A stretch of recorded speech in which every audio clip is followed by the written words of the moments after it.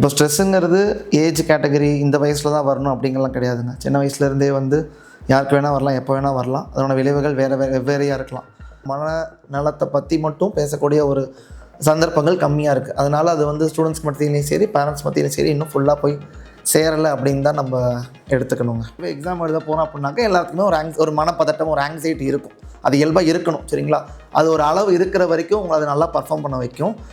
அதுவே ஒரு அளவு தாண்டி போகுது, ரொம்ப பதட்டம் அதிகமாகுது, படபடப்பாக இருக்குது, எனக்கு சரியாக எதையுமே கான்சன்ட்ரேட் பண்ண முடியல, என்னால் ஃபோக்கஸ் பண்ண முடியல, அந்த மாதிரிலாம் இருக்கும்போது அவரோட பர்ஃபார்மன்ஸ் டிராஸ்டிக்காக குறையுது. தேர்வு எழுதி முடித்ததுக்கப்புறம் நம்ம எழுதினக்கேற்ற ரிசல்ட் வந்துடுமா, நம்ம ஃப்யூச்சர் நம்ம நினச்ச மாதிரி அதை நோக்கி போகுமா, நம்மளோட பேரண்ட்ஸோட எக்ஸ்பெக்டேஷன்ஸ் நம்ம மீட் பண்ணுவோமா, நம்மளோட சொசைட்டியோட எக்ஸ்பெக்டேஷன்ஸை மீட் பண்ணுவோம், இந்த நிறையா கேள்விகள் மைண்டில் ஓடிட்டுருக்குமோ அது ஒரு ஸ்ட்ரெஸ்ஸாக மாறுது.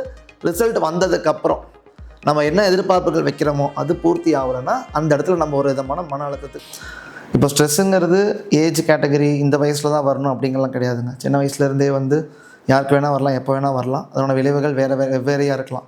இப்போ நம்ம இன்றைக்கி செய்திகளில் பார்க்குறது, ஒரு காம்படிட்டிவ் எக்ஸாமோ இல்லை ஒரு 10th ஒரு 12th காமனாக எல்லோரும் வந்து ஃபேஸ் பண்ணி காமனாக ஈவனாக எழுதக்கூடிய எக்ஸாம்ஸோட ரிசல்ட்ஸ் பேஸ் பண்ணி அவங்க ஸ்ட்ரெஸ் ஆகிறதோ இல்லை அதனால் ஒரு தவறான முடிவுகளுக்கு போகிறதோ, அதனால் வந்து பெற்றோர்கள் ஒரு மன அழுத்தத்துக்கு உருவாகிறதோ, அந்த மாதிரியான விஷயங்கள் நம்ம நிறைய பார்க்குறோம். அப்போது இதை ரொம்ப முக்கியத்துவம் கொடுத்து நம்ம சொசைட்டியில் பார்க்குறோமா அப்படின்னு கேட்டால் 100% கண்டிப்பாக இன்னும் அந்தளவுக்கு இன்னும் எஃபெக்டிவாக நம்ம பண்ண ஆரம்பிக்கல. அதுக்கு வந்து முதல் காரணம் வந்து பார்த்திங்கன்னா, இந்த மனநலம் அப்படிங்கிறது இன்னும் எந்தளவுக்கு நம்ம வந்து இது ஒரு தனி ஒரு செப்பரேட்டாக ஒரு தனி ஸ்பெஷாலிட்டியாக இருக்குது, இதுக்கான ஆலோசகர்கள் இருக்காங்க, இதுக்கான மருத்துவர்கள் இருக்காங்கிறது நமக்கு தெரியாது. இன்னொன்று, இதை பற்றின ஒரு விஷயம் ஸ்கூல் லெவலில், பள்ளிகள் லெவல்லையே காமனாக அந்த எஜுகேஷன், ஸ்ட்ரெஸ்ஸு, மென்டல் ஹெல்த்து, மன நலம் பற்றி, சரிங்களா, அந்த ஒரு எஜுகேஷன் சிஸ்டம் அந்தளவுக்கு நமக்கு வந்து சப்ஜெக்ட் தனியாக பாட ரீதியாக இல்லாமல் மன நலத்தை பற்றி மட்டும் பேசக்கூடிய ஒரு சந்தர்ப்பங்கள் கம்மியாக இருக்குது. அதனால் அது வந்து ஸ்டூடெண்ட்ஸ் மத்தியிலையும் சரி, பேரண்ட்ஸ் மத்தியிலையும் சரி இன்னும் ஃபுல்லாக போய் சேரலை அப்படின்னு தான் நம்ம எடுத்துக்கணுங்க. எக்ஸாம் இல்லை டெஸ்ட் அப்படின்னாக்கா அது எதுக்குன்னா உங்கள் நாலேஜை அசஸ் பண்ணுறதுக்கு. இப்போ ஒருத்தர் வந்து 5வது வகுப்புலேருந்து 6வது வகுப்பு போகிறாங்கன்னா 6வது வகுப்பு உள்ள பாடத்தை படிக்கிற அளவுக்கு அவர் கெப்பாசிட்டி இருக்குது அப்படின்னு ஒரு டிசைட் பண்ணுறதுக்கான கொண்டு வந்த சிஸ்டம் தான் அந்த தேர்வு.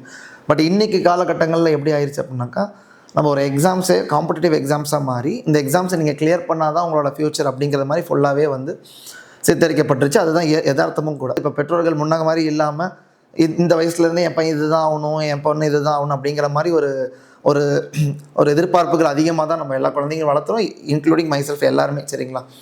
ஸோ அப்படி இருக்கும்போது ஜென்ரலாகவே தேர்வு எக்ஸாம் எழுத போகிறோம் அப்படின்னாக்கா எல்லாத்துக்குமே ஒரு மனப்பதட்டம், ஒரு ஆங்ஸைட்டி இருக்கும். அது இயல்பாக இருக்கணும், சரிங்களா? அது ஒரு அளவு இருக்கிற வரைக்கும் உங்களை அதை நல்லா பர்ஃபார்ம் பண்ண வைக்கும். அதுவே ஒரு அளவு தாண்டி போகுது, ரொம்ப பதட்டம் அதிகமாகுது, படபடப்பாக இருக்குது, எனக்கு சரியாக எதையுமே கான்சன்ட்ரேட் பண்ண முடியல, என்னால் ஃபோக்கஸ் பண்ண முடியல, அந்த மாதிரிலாம் இருக்கும்போது அவரோட பர்ஃபார்மன்ஸ் டிராஸ்டிக்காக குறையுது.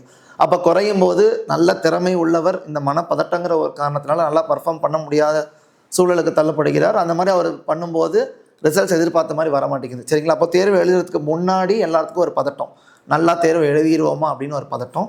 தேர்வு எழுதி முடித்ததுக்கப்புறம் நம்ம எழுதினக்கேற்ற ரிசல்ட் வந்துடுமா, நம்ம ஃப்யூச்சர் நம்ம நினச்ச மாதிரி அதை நோக்கி போகுமா, நம்மளோட பேரண்ட்ஸோட எக்ஸ்பெக்டேஷன்ஸ் நம்ம மீட் பண்ணுவோமா, நம்மளோட சொசைட்டியோட எக்ஸ்பெக்டேஷன்ஸை மீட் பண்ணுவோம், இந்த நிறையா கேள்விகள் மைண்டில் ஓடிட்டுருக்குமோ அது ஒரு ஸ்ட்ரெஸ்ஸாக மாறுது.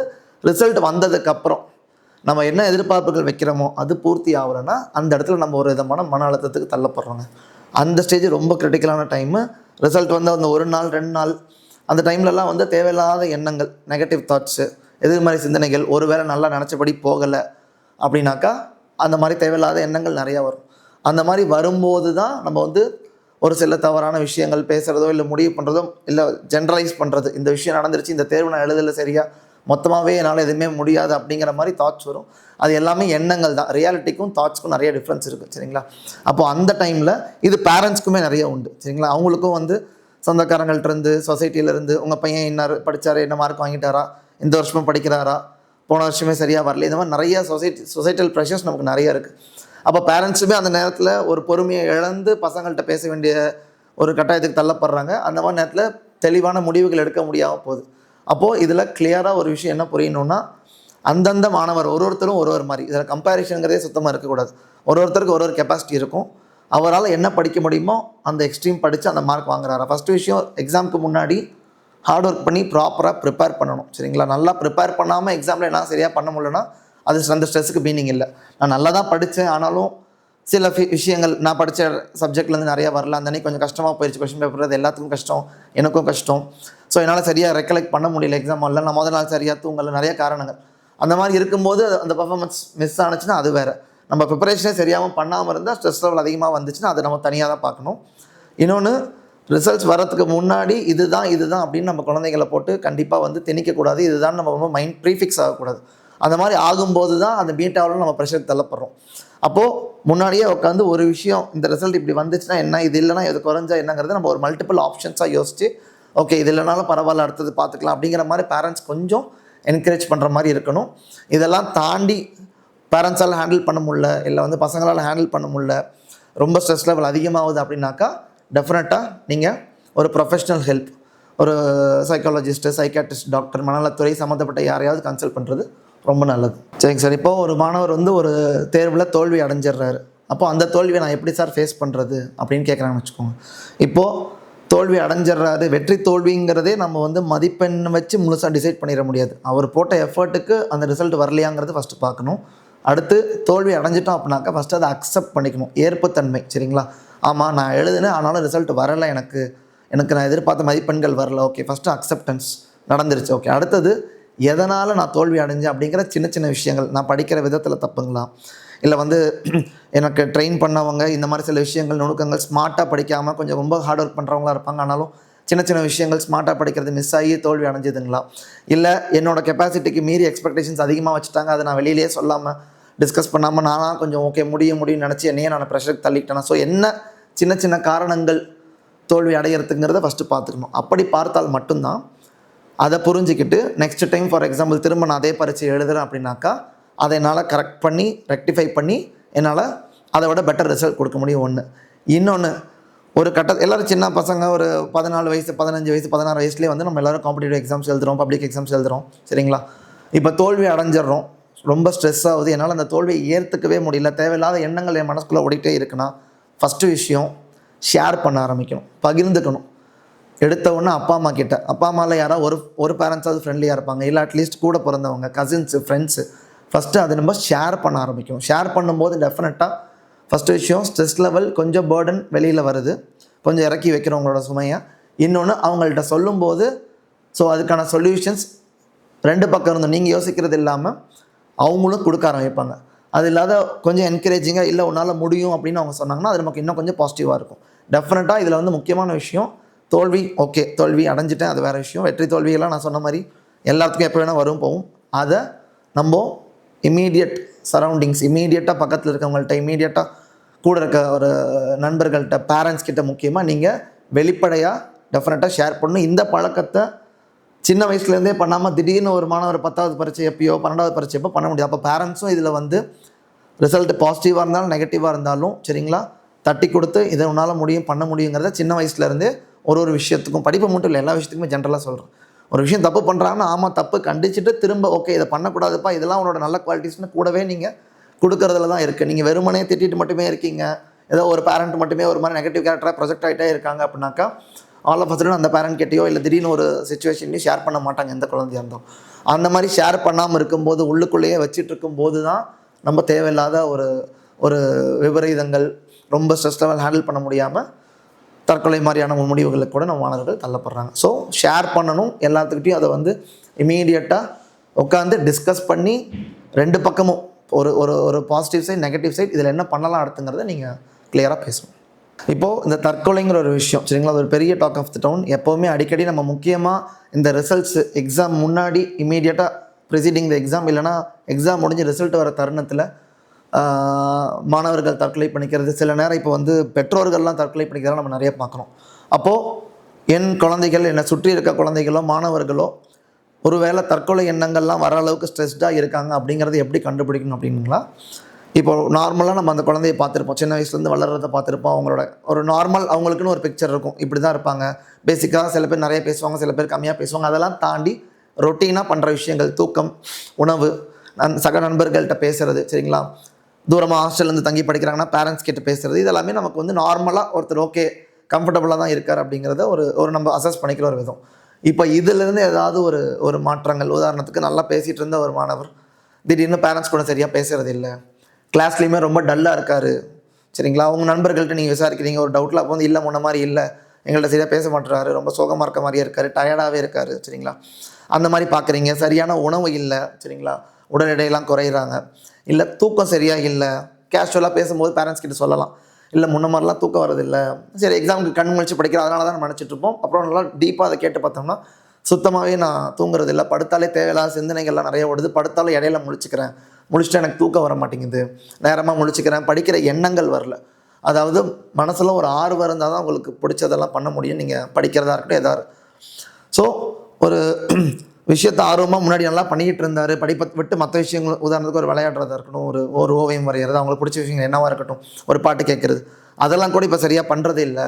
படிப்பை தாண்டி மற்ற விஷயங்கள்லையும் அவரோட எனர்ஜி குறைஞ்சிட்டே வருது, சரிங்களா. அந்த மாதிரியெல்லாம் போகுது.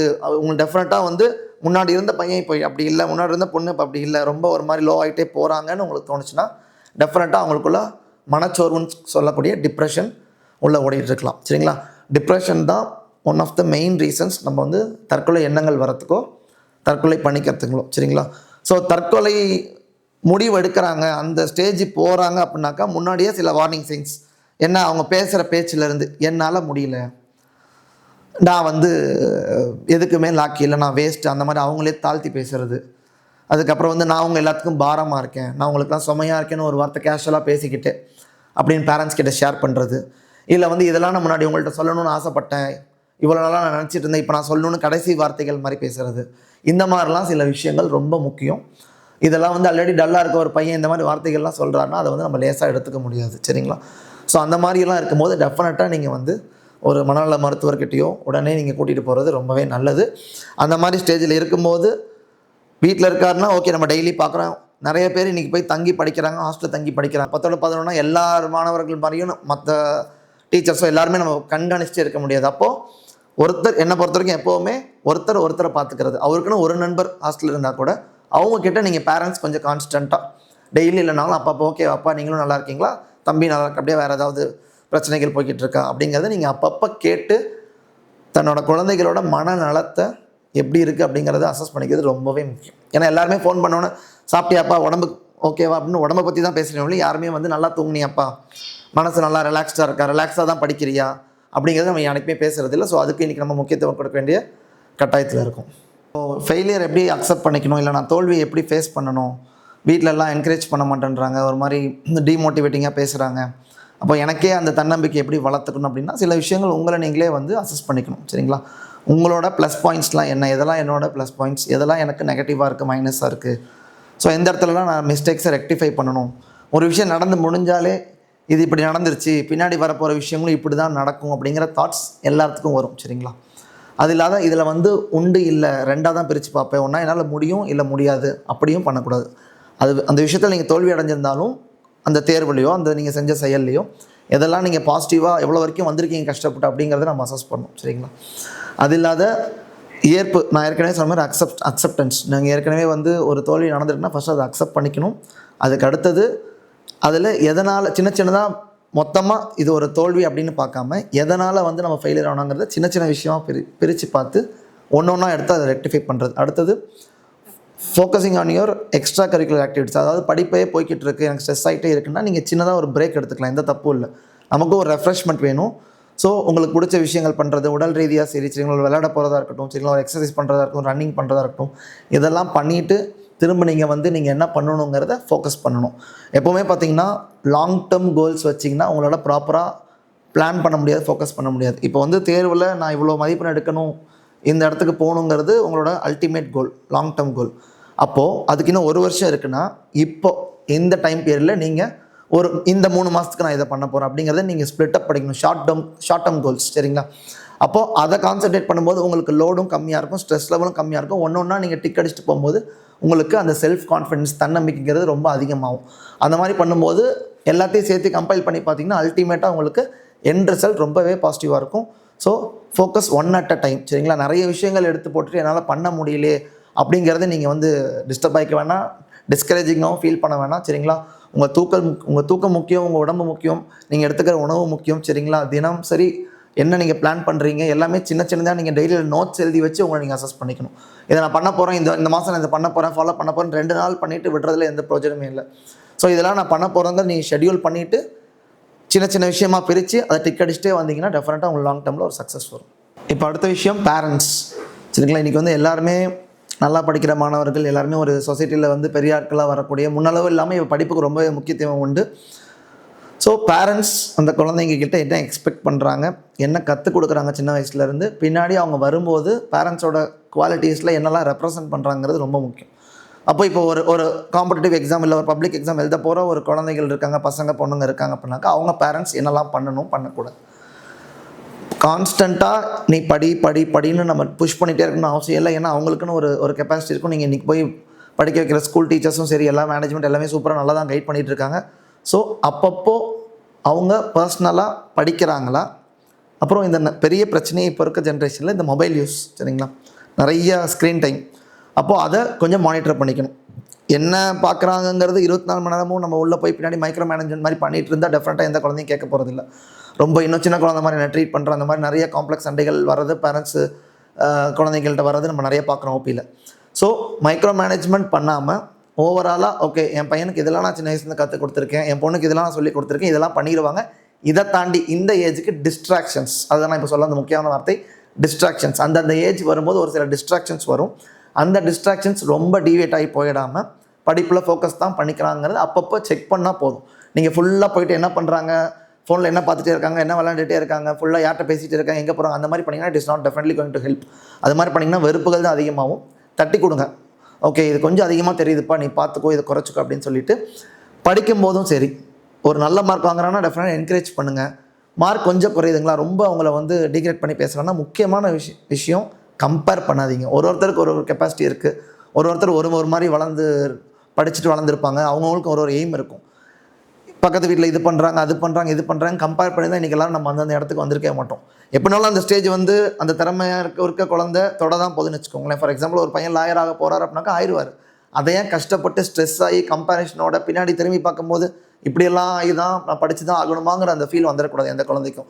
ஸோ அவங்க எடுக்கிற அந்த ஒரு விஷயம் கோல் டார்கெட் எல்லாம் அவங்க வந்து பீஸ்ஃபுல்லாக, ஏன்னா சின்ன வயசில் நடக்கிற அத்தனை விஷயம் பின்னாடி உங்களோட மென்டல் ஹெல்த் அதாவது மனநலத்தை பயங்கரமாக இன்ஃப்ளூயன்ஸ் பண்ணும் சரிங்களா. அவங்க குடும்பத்தில் நடக்கிற விஷயங்கள், குழந்தைங்க முன்னாடி நீங்கள் சின்ன விஷயம் பேரண்ட்ஸ் பண்ணுற விஷயம், அவங்க முன்னாடி சண்டை போடுறது சரிங்களா, அவங்க முன்னாடி தகாத வார்த்தைகள் பேசுகிறது சரிங்களா, இந்த மாதிரி நிறைய விஷயங்கள் குழந்தைங்க நீங்கள் சொல்லி கொடுக்குறத பண்ணுறத விட பசங்க பொண்ணுங்க எல்லாருமே நீங்கள் என்ன பண்ணுறீங்களோ அதை பார்த்து தான் பண்ணுவாங்க. ஸோ உங்களோட ரோலும் ரொம்ப மேஜர் சொசைட்டியில் ரொம்ப கேர்ஃபுல்லாக இருங்க. கம்பேர் பண்ணாதீங்க, நிறையா தட்டி கொடுங்க. டெஃபினட்டாக எல்லாருமே நல்ல குழந்தைகள் தான் நல்லா சக்ஸஸ்ஃபுல்லாக வருவாங்க. ஒரு சின்ன விஷயம் எல்லோரும் யோசிச்சு பாருங்கள். ஒரு காய்ச்சல்னால் ஒரு மருத்துவரை போய் பார்க்குறோம் சரிங்களா, அதுக்கு ஒரு மாத்திரை இன்ஜெக்ஷன் ஊசிலாம் போட்டுக்கிறோம். ஒரு ஃப்ராக்சர் ஆகுது இல்லை ஒரு மூட்டு வலிக்குதுன்னா நம்ம ஒரு எலும்பு டாக்டரை போய் பார்க்குறோம் சரிங்களா.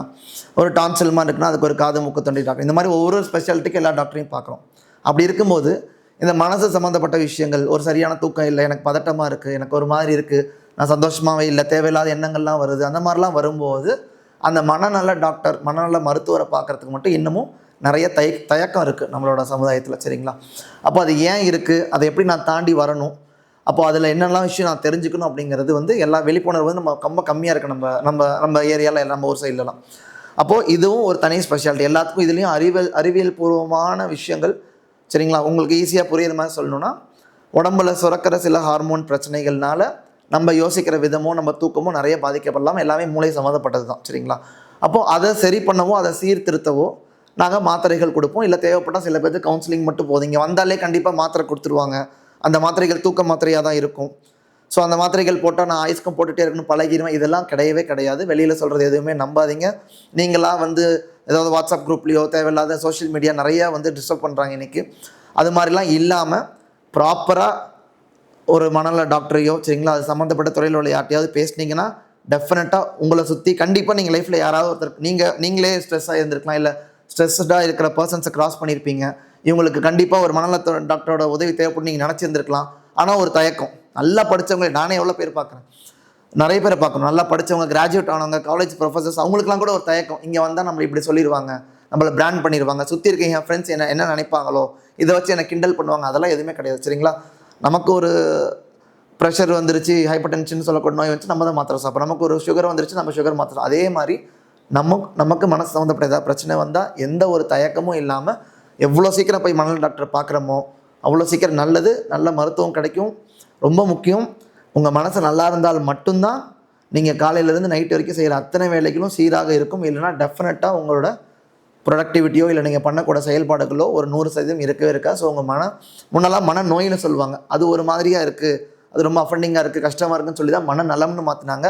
மனநலம்னு மாற்றி கூட இன்னமும் மக்களுக்கு அந்த ஒரு தயக்கம் இருக்குது. அது கண்டிப்பாக நம்ம சீக்கிரமாகவே தகர்த்து எல்லாத்துக்கும் ஒரு நல்ல மனநலம் உள்ள ஒரு அட்மாஸ்பியராக ஒரு சொசைட்டியை நம்ம மாற்றணும். இன்னொரு முக்கியமான விஷயம், இந்த மனநல டாக்டரை பார்க்க வேண்டிய நபர்கள் யார் அப்படிங்கிறது அதுவும் தேவையில்லாத ஒரு நம்பிக்கைகள் இருக்குது. இந்த மாதிரி ரொம்பவே மோசமாக இருக்கவங்க, சரியாகவே அவங்களே தன்னைத்தானே பார்த்துக்க முடியாத ஒரு சும்மா ரோட்டில் நடமாடிட்டு இருக்கவங்க, இல்லை ரொம்ப கண்ட்ரோல் பண்ண முடியாமல் இருக்கவங்க, அவங்களாம் தான் மனநல டாக்டர் பார்க்குறவங்களாம் கிடையாது. சின்னதாக உங்களுக்கு ஒரு ஸ்ட்ரெஸ் இருக்குது, உங்களுக்கு டெஃபினட்டாக தெரியுது நீங்கள் நார்மலாக இல்லை, மனசளவில் ஹாப்பியாக இல்லை, சந்தோஷமாக இல்லை, உங்களோட வேலைகள் இல்லை, நீங்கள் சுற்றி எல்லாத்துக்கிட்டையும் பழகக்கூடிய அந்த சோஷியல் ரிலேஷன்ஷிப் சொல்லக்கூடிய அந்த சமூக அந்த ஒரு உறவுகள்லாம் குறையுது. அந்த மாதிரி இருந்தால் கூட ஏர்லியாகவே எவ்வளோ சீக்கிரம் நீங்கள் டாக்டரை பார்க்குறீங்களோ, மனநல டாக்டர் எல்லாருமே பார்த்துக்கலாம். எல்லாருமே இன்றைக்கி அது சிட்டி சைட்லாம் நல்லாவே ஜென்ரல் கவுன்சிலிங் சொல்லக்கூடிய நார்மலாக இருந்தாலும் கூட ஒரு தடவை போயிட்டு நான் நல்லா தான் இருக்கேனா, நான் செக் பண்ணிக்கிறேன்னு சொல்லி ஸ்ட்ரெஸ் லெவலில் அசஸ் பண்ணிக்கிற மாதிரி எல்லாருமே வந்துட்டாங்க. இன்னும் கொஞ்சம் நம்ம ஊர் சைட்லலாம் இன்னும் இந்த மாதிரிலாம் பிரச்சனை ரொம்ப எக்ஸ்ட்ரீமாக போய் கண்ட்ரோல் பண்ண முடியாமல் போய் தற்கொலை வரைக்கும் போனால் தான் டாக்டர் பார்க்கணும் அப்படிலாம் கிடையாது. ஏர்லி ஸ்டேஜஸில் எவ்வளோ சீக்கிரம் நீங்கள் ஐடென்டிஃபை பண்ணுறீங்களோ அந்தளவுக்கு நீங்கள் சீக்கிரம் காட்டிக்கிறது ரொம்ப நல்லது. அந்த மாதிரி காட்டினா நமக்கு ரிசல்ட்ஸும் நல்லாயிருக்கும், பேஷண்ட்ஸும் நல்லா பெனிஃபிட் ஆவாங்க, எங்களுக்கும் ட்ரீட் பண்ண ரொம்ப ஈஸியாக இருக்கும்.